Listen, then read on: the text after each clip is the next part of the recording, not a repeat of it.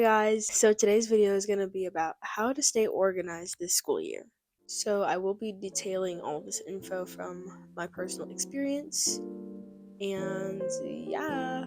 Firstly, in terms of physical organization, the first thing I'd recommend doing really is to deep clean your room, or at least clean it.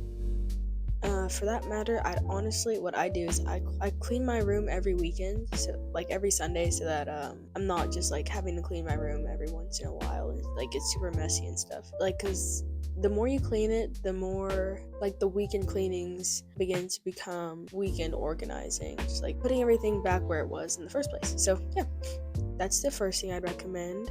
I'd also recommend making sure that you have a clean and organized workspace. I did just reorganize my desk right before school started so that it would be more fit for a level of focus, but also for this stuff I like to do on the side, like painting and stuff. So just removing the distraction from the desks. So next, I would like to recommend that you acquire a file organizer folder thing. So here is my file organizer. It has all my stickers from last year's school season on it, but this one is mine. It used to have text on the corner. It's still there faintly. I think it says make it happen. If I have to think, I guess it's not there. But it's a really good one, and it's lasted me since sophomore year. Like I used it all of sophomore year, used it all of junior year. I'm about to use it for the rest of senior year. The text was right here. But on the inside it has 7 different tabs. And I've honestly already started organizing it. I have a few papers that I've just received today in there, because today was my first day of school, guys.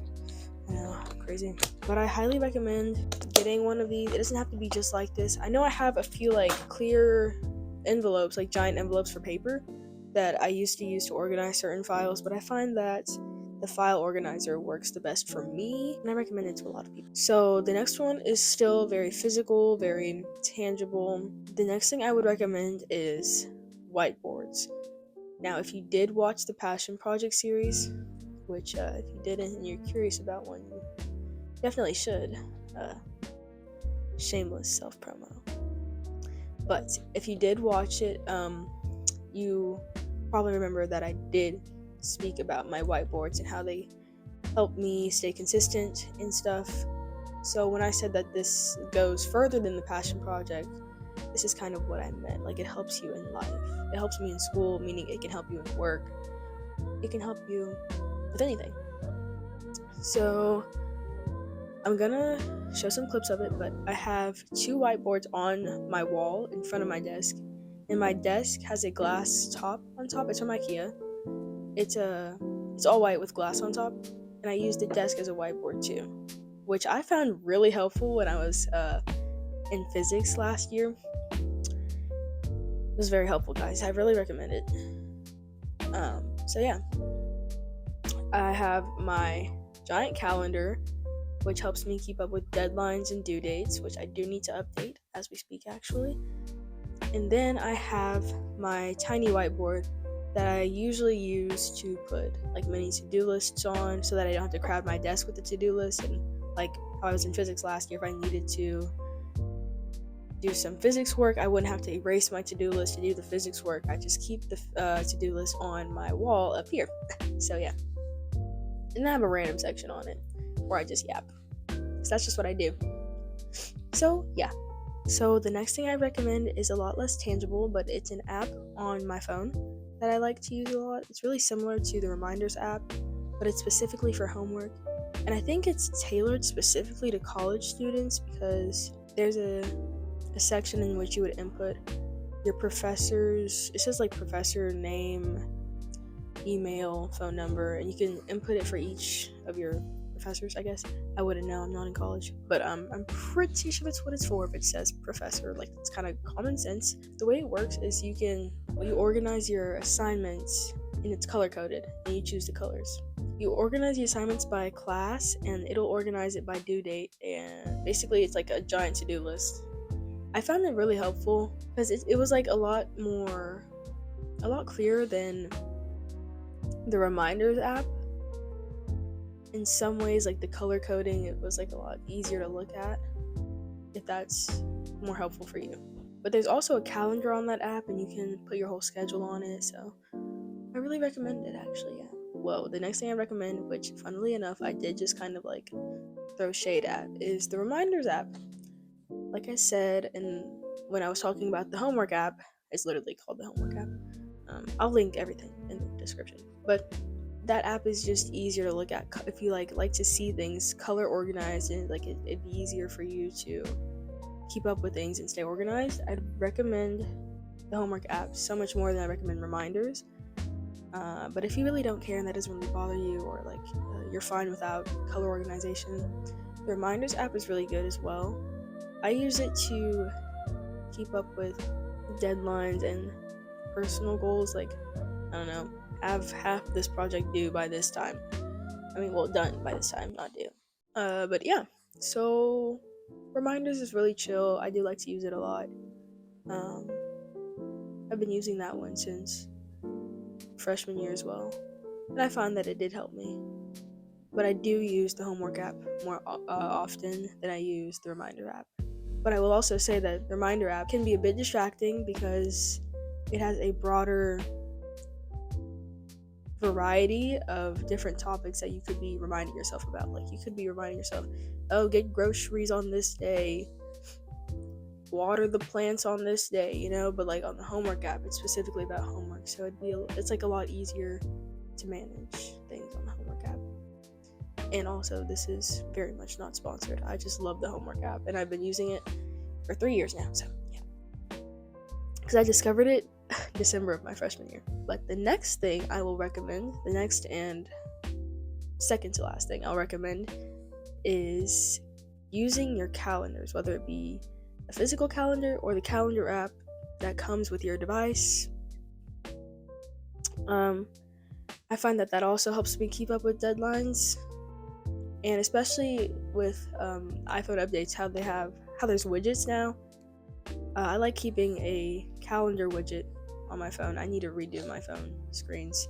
I had to reset my phone, so like half my widgets are gone, but like I always had that calendar widget, and it would help me tremendously. So yeah, just inputting that. And then there's the notes section, which there is a notes section on the homework app and on reminders, but like, you know, getting back to the point, the notes section on calendars can be really helpful, especially the attachment section. I'm not sure if there's one of those on either of those apps, but I'm pretty sure there is.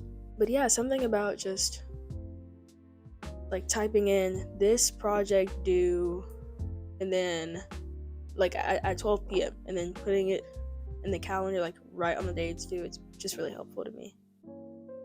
So yeah.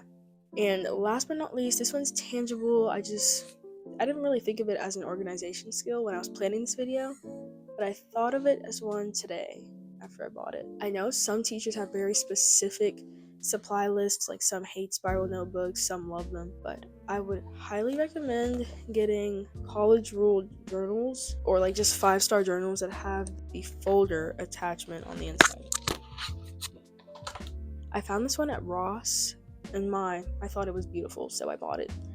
But I think that these are really helpful. I had one in the 8th grade, I know, years ago.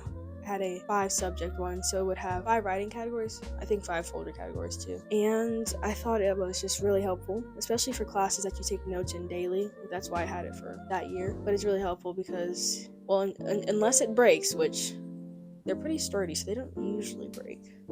Like mine only broke 8th grade year because I had months worth of daily handouts from every class I took, which we had 8 classes a day and an entire school year's worth of work in there. So I kind of overloaded the whole thing, and I didn't really like space it out evenly. I just did it like this class goes in this pocket. So then since I had a bunch of math handouts, like the whole math section just like died at the end. But like all is well. They're like very sturdy. I just did too much, and I would recommend with every folder you own to clean it out every semester, or at least every few months, or when it starts getting too full. Yeah. But yeah, I feel like those journals help stay organized a lot with your handouts and your worksheets, and keeping them all in the same place can make it easier for you to stay mentally and physically organized within your classes and within your school year. So yeah, the last thing I'm going to recommend, this is advice, this is just straight advice, no words, no apps, no nothing. This is just me, you, self-reflection. The next thing I'm going to recommend is that this also goes back to the passion project diaries. I'm telling you, everything arts related for some reason, or just everything relates to everything. It's kind of crazy. But as you go through the school year, I would like you to, and I would recommend that you think of how you operate when you're going about your deadlines. If I know that I'm taking X, Y, and Z AP courses, X is more demanding, Y is a bit lenient, and 7 is pretty general. I know that X takes up more work than Y and Z, so I will prioritize X, then Z, because Z is general, and Y because Y is lenient. Not saying that your lenient classes should be the bottom of your priority, but saying that your more demanding classes should be the top of your priority. That way, you are making sure you get the stricter stuff out of the way, the things that might take more energy, so that you can move on to the simpler tasks. But I want you to think about how you operate within that. If I know that I'm just a really slow worker, I'd probably want to start working on X and Z ahead of time, or like stuff like that. Okay, I'm not gonna go like deep into it because you're smart, you can figure it out. Like, I know you can like self-reflect and understand what I'm saying, and if you can't, reach out, I got you. But yes, so that is how I'm staying organized this school year, and that's how I recommend that you stay organized this school year, so that we can all have very successful school years. Senioritis will hit anyone like a truck. Senioritis hit me sophomore year, brother. I was out, but I locked in though. Like I said in the passion project diaries, it's great. Consistency is not dependent on or caused by motivation and energy. Correlation does not always mean causation, and that's on psychology. But discipline will get you where you need to be. It's easier said than done, but it's the truth. So yes, I'll see you next time, and I hope you enjoyed the video. I hope it helped. And if you have any questions, feel free to reach out in the comments or in the website. I'm always here. So yes, I will see you soon, / in my next video, / in whatever video you might decide to watch next. Anyway, I'll see you next time. Bye.